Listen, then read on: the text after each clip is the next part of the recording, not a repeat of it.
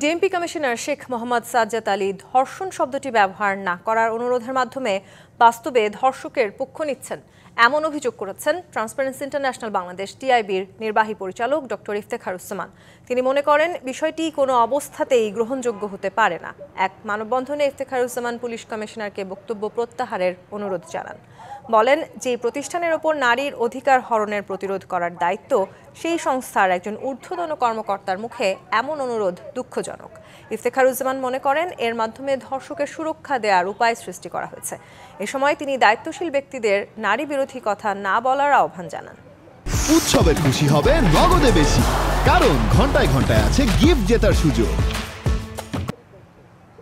পুলিশের একজন ঊর্ধ্বতন কর্মকর্তা যখন বলে ধর্ষণ শব্দটা ব্যবহার না করার জন্য গণমাধ্যম আপনাদেরকে যখন অনুরোধ করে, তখন আমাদের অবাক হতে হয়, আমাদের তাদের প্রতি, তাদের এই অবস্থানের প্রতি ঘৃণা প্রকাশ করতে হয়। ডিএমপি কমিশনার বাস্তবে ধর্ষকের পক্ষ নিচ্ছে, ধর্ষকের সুরক্ষা দেওয়ার উপায় সৃষ্টি করে দিচ্ছে, যে কোনো অবস্থায় গ্রহণযোগ্য হতে পারে না। তার এই বক্তব্য প্রত্যাখ্যান করা উচিত।